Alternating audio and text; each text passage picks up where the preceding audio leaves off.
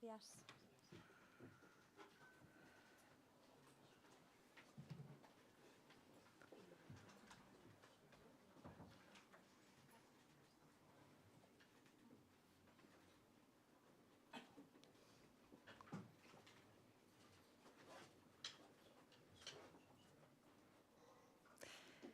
Muy buenos días a todos y gracias por asistir a esta comparecencia tras la reunión que acabo de mantener con el presidente del Gobierno.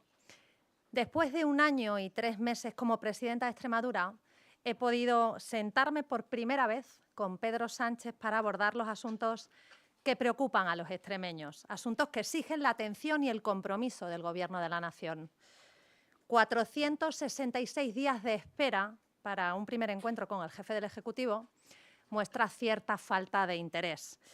Lo digo sin rencor, pero con claridad, los extremeños no somos menos que nadie. Hay presidentes de comunidades autónomas que han tenido hasta en 4 ocasiones reuniones con el presidente Sánchez. Algunos fueron citados al mes de ser investidos. Espero y deseo que este hecho, que no es meramente protocolario, se corrija de ahora en adelante. Asisto a la cita con el presidente de un gobierno crepuscular, salpicado por la corrupción y que ha perdido el pulso de la calle. El esfuerzo inútil conduce a la melancolía, escribió Ortega y Gasset. Y es la sensación que tenemos muchos presidentes autonómicos, muchos alcaldes y mucha ciudadanía, buena parte de la ciudadanía, cuando tenemos que gestionar con el Gobierno central. Un Gobierno que se muestra insensible e incapaz de gestionar con transparencia y con buena fe. Pero aquí estoy. He venido al menos para trasladarle al presidente las frustraciones y las expectativas de las extremeñas y de los extremeños para que la voz que me ha prestado Extremadura suene en los despachos de Moncloa. Y sé que no hay soluciones sencillas a problemas complejos, pero la España democrática jamás había pasado un periodo tan opaco y tan descorazonador como el que estamos viviendo. Aún así, insisto, actúo con responsabilidad y lealtad de Estado y por eso he transmitido al presidente, a Pedro Sánchez, mi voluntad de colaboración para que el trabajo de las 2 administraciones sirva al progreso, al bienestar y al interés de los extremeños. Una región que siempre ha demostrado su respeto por España, una tierra que crece, una tierra que cree en el proyecto común y que respeta profundamente las reglas de convivencia que nos hemos dado. Ojalá recuperar aquel espíritu de la transición que ha pisoteado el populismo. Aquellos acuerdos más allá de las siglas, aquella voluntad de diálogo y el respeto a la España de las autonomías que emanó de aquel instante. He entregado al presidente del Gobierno un documento de trabajo que nos ha ocupado en la sesión de hoy. En él constan los asuntos concretos que aluden a las políticas económicas y sociales que necesita mi tierra. Son reclamaciones que exigen voluntad de acción, de inversiones y de políticas públicas de Estado para que Extremadura pueda converger de una vez por todas con el resto de regiones y cuente con las mismas oportunidades. Antes de abordar los más urgentes e importantes, he de comunicarles algo que también he expresado en privado al presidente. Yo no he venido aquí a negociar una financiación autonómica, no he venido ni a pedir ni a calcular la parte que obtendríamos con la reforma que plantea el Gobierno y que fue puesta como condición para la investidura en Cataluña. Un modelo que despieza la organización territorial y, desde luego, con el que no van a contar conmigo para estos Juegos del Hambre. Esta no es la reunión legítima para abordar asuntos de todos, donde todos debemos debatir en igualdad de condiciones. La reforma del sistema de financiación autonómica no se puede basar en negociaciones bilaterales. Por tanto, espero que profundicemos en la reunión de la Conferencia de Presidentes y después en el Consejo de Política Fiscal y Financiera. Les comunico que he manifestado al presidente mi total y absoluto rechazo al concierto separatista. Extremadura se opone a cualquier reforma del sistema de financiación que conlleve ceder recursos que son del Estado para que lo gestione una sola parte del país. Nosotros no vamos a apoyar este modelo porque es lo opuesto a la igualdad, a la justicia y a la solidaridad. La base que hace posible sostener el bienestar y los servicios esenciales en todos los territorios no puede desmantelarse. hay que analizar las condiciones de cada región. No se puede comparar el PIB de Cataluña, que es de 255.154 millones de euros, con el PIB de Extremadura, que es de 22.531 millones de euros. No se puede comparar el desarrollo y el músculo económico de territorios que no parten de las mismas condiciones. Por eso lo que tenemos que hacer, lo que tenemos que saber y lo que tenemos que acordar es qué puede aportar cada territorio al bienestar conjunto y al progreso de nuestro país, pero no la manera de dar más a quien parte de una posición ventajosa, porque si tocamos el sistema de financiación tiene que ser para mejorarlo, nunca para restar puntos de igualdad y de solidaridad a una buena parte de españoles. Uno de los asuntos clave que he abordado con el presidente Sánchez es el déficit en infraestructura que Extremadura ha sufrido históricamente. La falta de inversión del Estado en mi tierra es manifiesta y ha frenado el desarrollo y la convergencia con el resto de regiones. Cuando llegamos al Gobierno de la Junta, examinamos objetivamente todas las carencias y definimos todos los hitos que teníamos por delante en esta materia. Y esto no es algo nuevo para el Gobierno de España. De hecho, esa reivindicación con cifras que reflejamos en ALMA, que es nuestra agenda para el liderazgo, la modernización y el avance de Extremadura, ya es conocida tanto por el ministro de Transportes como por el ministro de Economía. He querido recorrer en presencia de Sánchez esa travesía de agravios que Extremadura ha vivido históricamente, sobre todo en un asunto absolutamente vital para nosotros, el tren. Durante décadas hemos escuchado anuncios de todos los gobiernos, inversiones que nunca se materializaron y plazos que acabaron incumplidos en la hemeroteca. Extremadura está inmunizada ante esas promesas de trenes que nunca llegan y hoy he reclamado al presidente dignidad ferroviaria, la que no tenemos, y un transporte de calidad para los extremeños, porque ya solo nos valen los hechos. Y hechos e inversiones es lo que he pedido al señor Sánchez para que el AVE extremeño sea una realidad. No podemos esperar a 2034 para conectar Madrid y Lisboa por alta velocidad, como plantea el ministro de Transporte. Debe estar en 2030, que es la fecha que también pide Europa. Por eso he pedido al presidente que aquello que se pueda avanzar se acelere de inmediato. Y un ejemplo son los tramos del AVE que no están afectados por las estaciones de Talavera de la Reina y de Toledo. Tramos que pueden ser ya licitados para empezar las obras cuanto antes y poder cumplir con esa fecha de 2030. Como saben, el pasado miércoles se celebró la cumbre hispano-lusa y Extremadura ha vuelto a insistir en la necesidad de contar con un tren que conecte a las dos capitales europeas, las dos capitales ibéricas. Pero vemos que este es un asunto que, pese a ser estratégico, pues no cuenta con certezas. He querido solicitarle también al presidente que dignifique nuestro tren con nuevo material rodante. Yo lamento contradecir al ministro Puente. Los extremeños no tenemos que acostumbrarnos a las averías. No tenemos por qué soportar ninguna incidencia más porque ya hemos sufrido demasiadas. Hemos abierto más telediarios que nadie y hemos llegado más tarde que nadie en la historia del tren. Extremadura está esperando infraestructuras que otras regiones tienen desde hace más de 30 años. Tenemos un máster en chapuzas ferroviarias y memes de tren y ya no tenemos paciencia, solo exigencias. Tampoco queremos ser el cementerio de trenes de otros sitios. Mientras llega este AVE, que nos deben a todos los extremeños, les anuncio que he solicitado al presidente que se renueven nuestros trenes convencionales. Hay otra infraestructura ferroviaria parada y que es clave para Extremadura. Me refiero al tren Ruta de la Plata. Un tren que fue clausurado en 1996 y que causó un retroceso no solo a los extremeños, sino para todos los españoles, porque era un corredor ferroviario que conectaba el norte y el sur de España por el oeste peninsular. Pedimos un compromiso claro y definitivo del Gobierno para que incluya el tren Ruta de la Plata en la red básica ampliada, porque esta es la única forma de que pueda ser restablecido en el año 2040 con fondos europeos. Las carencias y los retos de mi tierra, desgraciadamente, no solo se quedan en el tren. Las infraestructuras de conectividad por carreteras son más que mejorables. Tenemos proyectos aparcados que deberían hacerse realidad y que también he querido reclamar al presidente. Estas autovías pendientes también están definidas y detalladas en nuestra agenda ALMA y son las siguientes. La autovía Cáceres-Badajoz. En el siglo XXI en España hay capitales de provincia que no están conectadas por autovía y sí, están en Extremadura. La autovía al Levante, A43. Seguimos desconectados con una parte de España, con nuestros vecinos del este. Con ellos nos conecta una carretera nacional, que es la tercera con más siniestros de todo el país. También están pendientes otras autovías del Estado prometidas durante décadas por distintos gobiernos. Me refiero a la autovía Badajoz-Granada, la A8, autovía Badajoz-Huelva, A83, o la autovía entre Cáceres y la frontera con Portugal.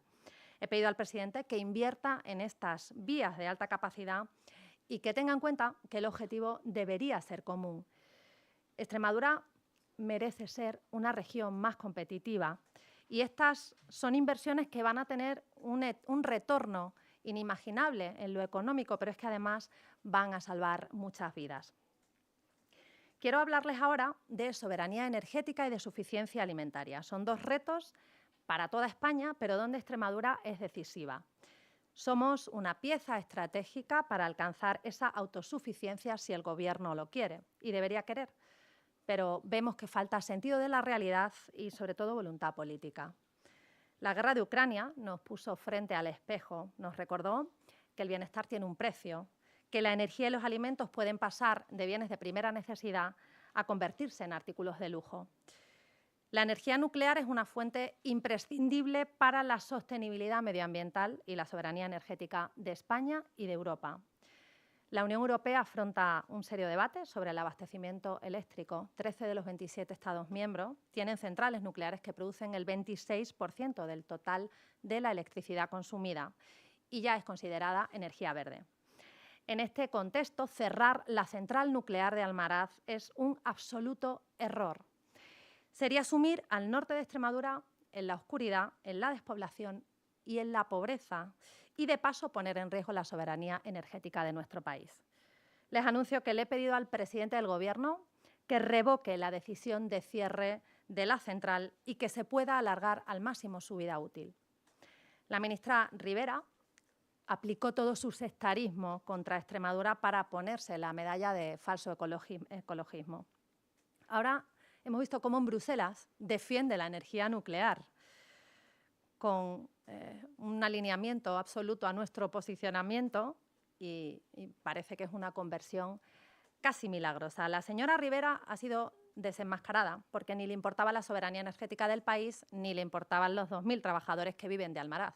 Solo le importaba su propia supervivencia política. Para nosotros, Almaraz es más que una central. Almaraz es un símbolo, es un pueblo rico de un entorno rural. De hecho, tiene la mayor renta media por persona de toda nuestra región. Así es que no busquemos casos de éxito rimbombantes fuera de nuestras fronteras porque los tenemos muy cerquita. Seamos consecuentes y sigamos apostando por esa industria que está en el medio rural y que está generando mucha riqueza y muchas oportunidades. He invitado al presidente del Gobierno a que visite conmigo la central nuclear y que compruebe la tecnología y las inversiones realizadas que posibilitan que esta planta funcione durante muchos años más. La suficiencia alimentaria también nos preocupa y el campo extremeño es una pieza clave para garantizarla. La mano de los agricultores y de los ganaderos extremeños protege el medio ambiente y procura una producción de primerísima calidad. Por todo ello, he solicitado al presidente Sánchez la modificación integral del Plan Estratégico de la Política Agraria Común para el 2025. La última reforma de la PAC, la de 2021, perjudica a nuestros agricultores y ganaderos. Desde su aprobación hemos visto en incontables ocasiones pisando asfalto con sus tractores a nuestros agricultores, quejándose con razón de la caída de la renta, del exceso de requisitos para cobrar ayudas y del elevado precio de los insumos. Y es que a veces se olvida que para que alguien de la gran ciudad disfrute de unos huevos benedictinos en el brunch de moda, tenemos que cuidar y valorar en la misma medida a quienes los producen. Nadie entiende una política pensada para el campo, pero diseñada y aprobada de espaldas al campo. Y lo que exigimos es respeto. Exigimos la escucha al sector, para que la PAC, que es absolutamente fundamental para su subsistencia, pueda corregirse de forma consensuada con las comunidades autónomas. Necesitamos medidas que protejan a nuestros productores de la competencia de terceros países que juegan con ventaja. Tenemos que pensar en la competitividad de nuestro sector en lugar de asfixiarlo para que sigan produciendo alimentos excelentes y saludables a precios razonables. Relacionada con la competitividad del sector agrario, no quiero dejarme en el tintero otra de las peticiones que he realizado al presidente, y me refiero al proyecto de regadío de Tierra de Barros. He solicitado al Gobierno de España que participe en la financiación de este regadío Tierra de Barros, con la Junta de Extremadura y con la Comunidad de Regantes. Hemos dotado en la comunidad autónoma, en el proyecto de presupuestos para el año 2025, 20 millones de euros, pero necesitamos el compromiso del Estado en un proyecto que fue declarado de interés general por este mismo Gobierno. Esa declaración se produjo en el año 2021 y significaba, según aseguró el ministro Planas, que España se implicaría financieramente en este proyecto, como sí hizo con uno similar en el País Vasco. Pues nosotros aún estamos esperando. Yo hoy le he pedido a Pedro Sánchez que el Gobierno aporte un mínimo de 20 millones de euros a este proyecto estratégico para el campo extremeño. El sector primario necesita nuestra ayuda y estos días más que nunca. Las enfermedades animales son un problema muy serio y es deber de todos también proteger nuestra cabaña ganadera. Además, dadas las circunstancias y situaciones que estamos viviendo en los últimos años, se han convertido en un problema de Estado. Las enfermedades no entienden de fronteras y en muchas ocasiones hay problemas que afectan a varias comunidades autónomas, simultáneamente convirtiéndose así en una crisis sanitaria estatal.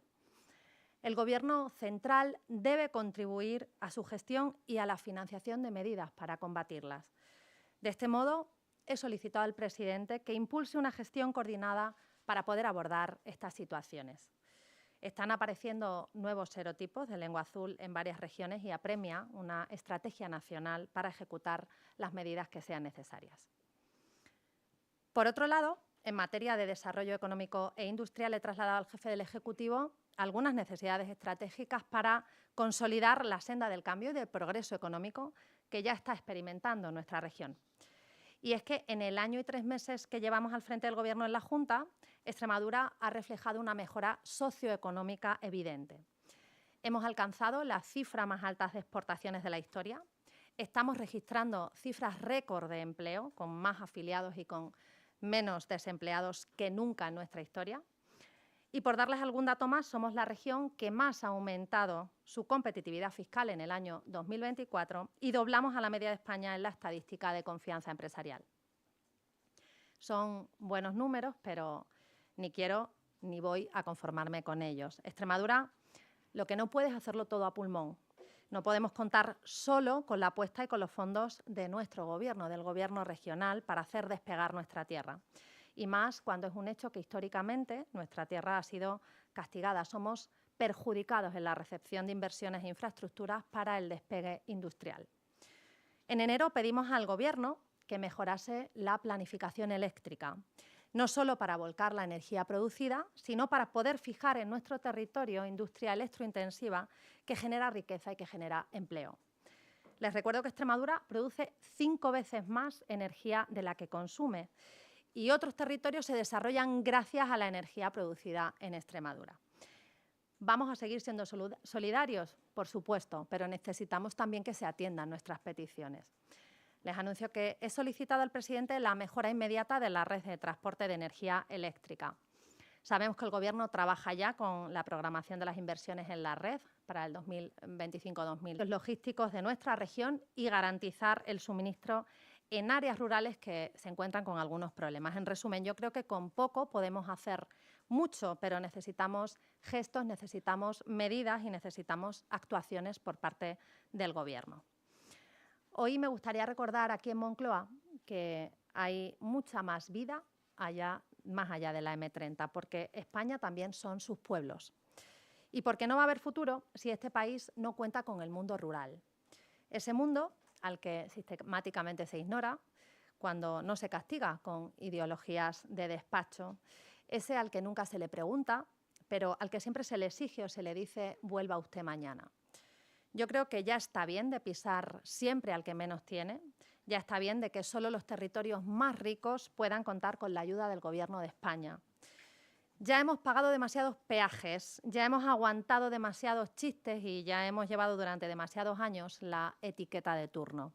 Y yo creo que ahora nos toca a nosotros. Por tanto, yo hoy alzo la voz por el progreso, por la igualdad y por la dignidad, no solo de Extremadura, sino también de esa España que ocupa el 84% del territorio de nuestro país y que está amenazada por la despoblación. Estamos haciendo con nuestros propios y escasos recursos todo aquello que debería formar parte de una estrategia global amparada por una visión de Estado. Lamentablemente, Extremadura, como otras tantas regiones en las que el peso del ámbito rural es clave, no ocupa las páginas del BOE que debería. Tampoco aparece asiduamente con inversiones en las reseñas del Consejo de Ministros y tiene que conformarse con las migajas en los anexos de los presupuestos generales del Estado.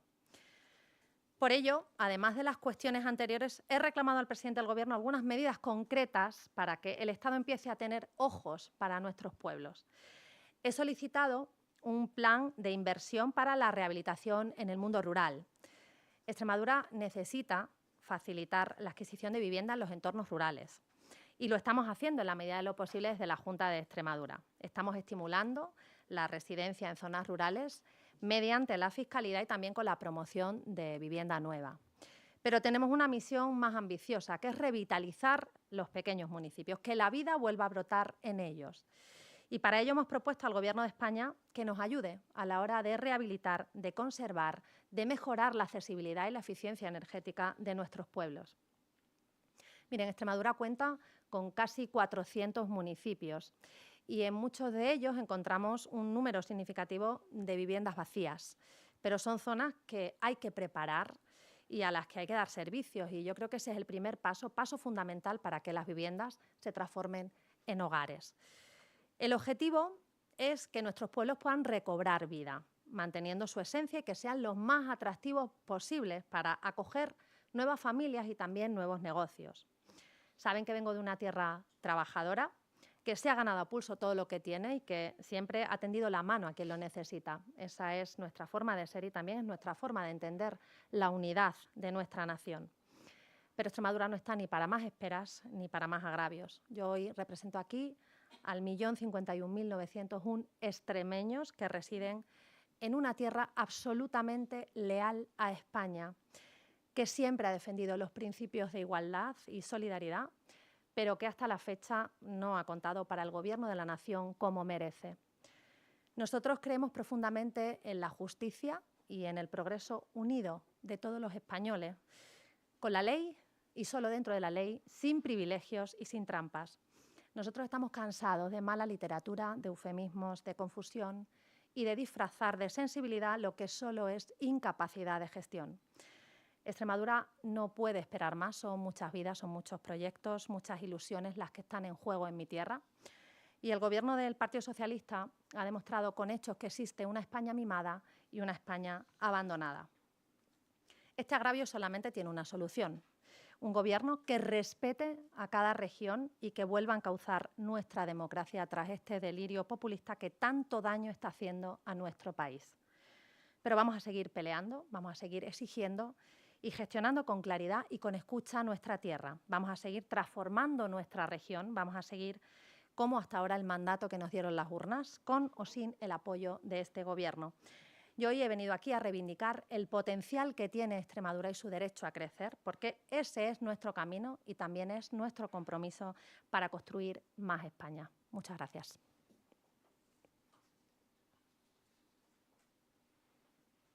Buenas tardes, presidenta.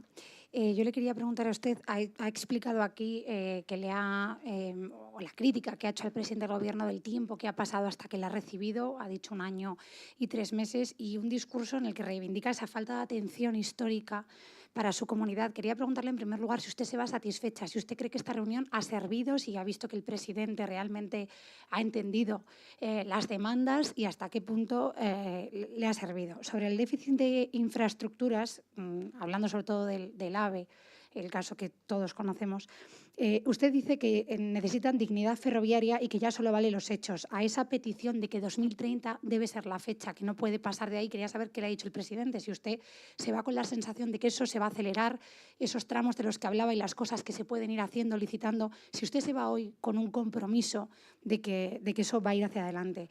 Y luego ha hablado de otras muchas cosas, del campo, de la central nuclear, de muchos asuntos, poniendo en evidencia que necesitaba esta reunión desde hace mucho tiempo con el Gobierno. Si usted, en vista de todas las demandas que tenía que hacer aquí hoy, lo entiende o le ha molestado que hablara de la foto de la normalidad, mientras dirigentes como usted vienen aquí hoy a pedir que solucionen los problemas de sus comunidades. Gracias.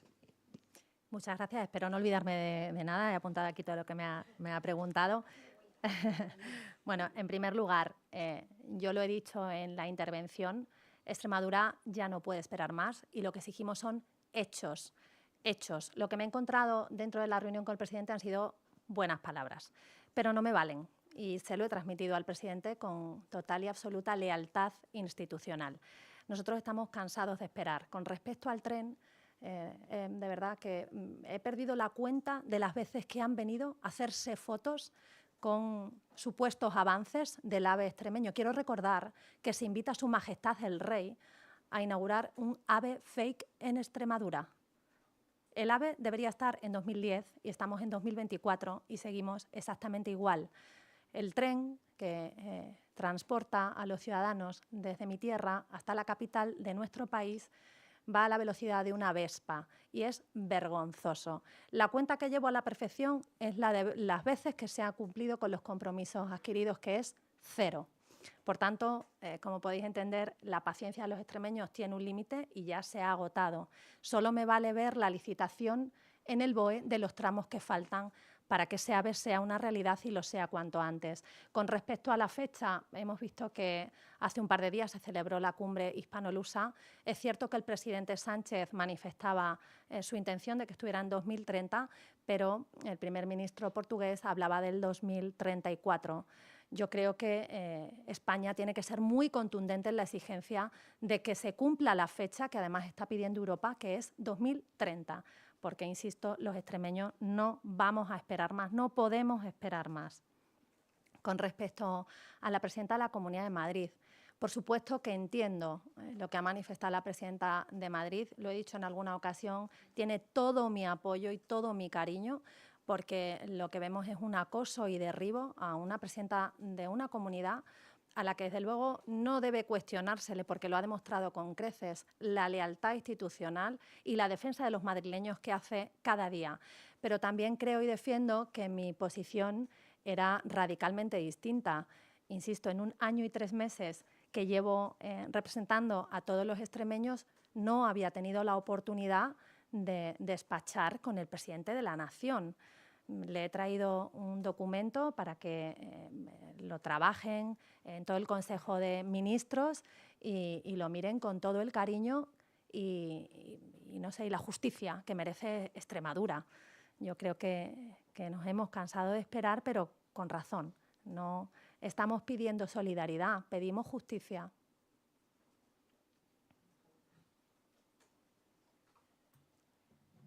¿Qué tal, presidenta? Buenos días. Tengo 3 preguntas. La primera de ellas, ¿qué compromisos concretos ha asumido el presidente llevar a cabo en Extremadura durante esta legislatura? ¿Cuáles en concreto? ¿Cuáles son también los argumentos que ha empleado el presidente ante usted para defender, si es que lo ha hecho, el pacto fiscal que suscribió con Cataluña? ¿Le ha recordado usted que el PSOE de Extremadura también está cuanto menos inquieto con este asunto? Y por último, ¿le ha trasladado usted al presidente alguna preocupación suya y de su gobierno por la situación política que atraviesa el gobierno, salpicado por algunos escándalos? Gracias.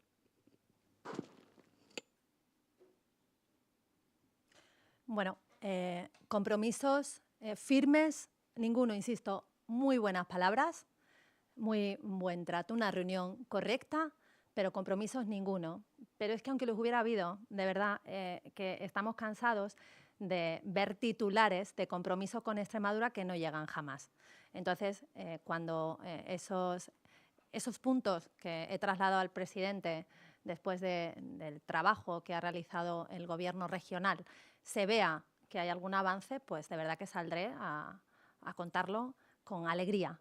Pero hasta este momento no hay ningún compromiso concreto de absolutamente nada. Con respecto al pacto con Esquerra, yo sí he manifestado mi rechazo rotundo y absoluto a este pacto que han llegado fuera de lo que tiene que ser un debate y un acuerdo multilateral. Yo insisto, en materia de financiación, lo que pido y lo que le he pedido al presidente es respeto constitucional y lealtad. Lealtad en el debate y en la aprobación de un nuevo modelo de financiación autonómica, un modelo que es necesario que se abra ya, un modelo que tiene que respetar también los valores superiores de nuestro ordenamiento jurídico, la igualdad, la justicia, la solidaridad y, cómo no, la suficiencia financiera. Yo creo que lo más importante de todo es que tengan muy claro que las comunidades autónomas tenemos que poder prestar los servicios con recursos suficientes y esa competencia la tiene el Estado. Y tenemos que prestar esos servicios de manera que cualquier ciudadano, viva donde viva, pueda recibirlos en igualdad de condiciones. Ni más ni menos. Pedimos justicia, pedimos que el debate se abra en la conferencia de presidentes y posteriormente en el Consejo de Política Fiscal y Financiera. Y no, yo no le he hablado al presidente de la corrupción que está salpicando a su gobierno. No he tenido tiempo más que de tratar los asuntos que afectan de manera muy directa y grave al futuro y al progreso de mi región. Buenas tardes, presidenta. Tenía varias preguntas.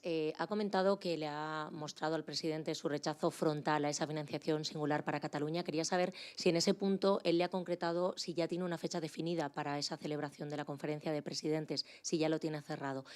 También insistir en el asunto de la presidenta Díaz Ayuso. Dice que la entiende, que respeta sus motivos y demás, pero quería saber si considera que es un error o una pérdida de oportunidad no haber podido venir aquí a explicar esas reivindicaciones de los madrileños a la cara del presidente, teniendo en cuenta esas declaraciones de ella diciendo que, bueno, que se siente desprestigiada por el propio Pedro Sánchez.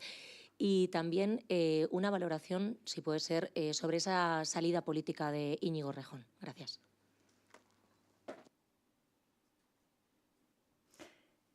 Muy bien, muchas gracias. El presidente, yo he insistido mucho con el tema de la fecha, porque es cierto que el lunes existe la preparatoria de la conferencia de presidentes, pero no me ha dado una fecha concreta, sí me ha dicho que sería en diciembre. No tengo más información que la que tenéis vosotros. Con respecto a la oportunidad o no oportunidad perdida por parte de la presidenta de la Comunidad de Madrid, yo creo que ella ha tenido infinitas oportunidades de verse con el presidente. Ella está aquí, en la capital de España. Ella ha tenido oportunidad de tratar muchas cuestiones con el presidente. De hecho, yo creo que el presidente Sánchez con quien confronta es con la presidenta de la Comunidad de Madrid. Sabe perfectamente los asuntos que le preocupan y que le ocupan a la presidenta madrileña. Por tanto, yo creo que, como he dicho, no está en cuestión la defensa que hace Isabel Díaz Ayuso de todos los madrileños cada día y con toda su fuerza las medidas que está poniendo en marcha, cómo está dinamizando la economía. Desde luego está fuera de duda. Yo no creo que haya perdido ninguna oportunidad. Yo sí que creo que yo tenía que aprovechar la mía. No tiene absolutamente nada que ver. Con respecto al tema de Errejón, yo lo primero que quiero decir es que, de verdad, transmitir todo mi apoyo y mi cariño a las víctimas. Lo siento muchísimo por ellas. Yo creo que Errejón ha dimitido. Pero aquí no acaba esto. Lo que las víctimas necesitan es justicia y es reparación. Y lo importante y lo que deberíamos saber es desde cuándo lo sabían sus compañeras y compañeros de partido, desde cuándo estaban manteniendo ese silencio cómplice, esos que nos dan día a día lecciones de feminismo, un partido tan puro. Yo creo que deberíamos poner el foco también ahí.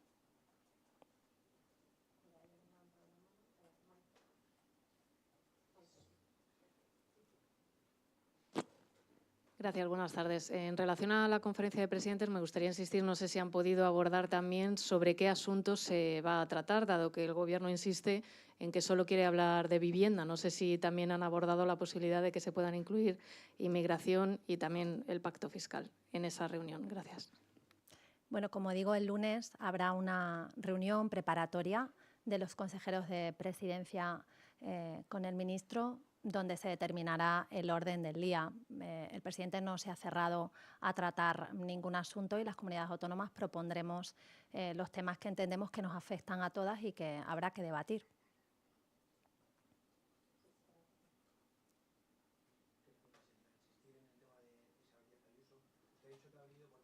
Responsabilidad y lealtad de Estado, en línea con lo que ha dicho la presidenta de Baleares, y quien declina venir cuando le llama el presidente del Gobierno, ¿cómo actúa? Gracias. Muy bien, yo la lealtad y la responsabilidad se la debo a los extremeños, no a Pedro Sánchez, ¿eh? Yo respeto a todo el mundo, por supuesto, pero mi respeto absoluto, y estoy aquí por mi pueblo, por el pueblo extremeño, extremeños y extremeñas, no por Pedro Sánchez. Estoy aquí porque represento al pueblo extremeño que, como digo, lleva sufriendo muchos años de agravios, de esperas, de falta de inversión, de falta de conectividad. Somos una isla rodeada de tierra y lo que necesitamos es que se nos escuche y se nos atienda como merecemos. Y por eso estoy aquí, por ellos. Gracias, muchas gracias.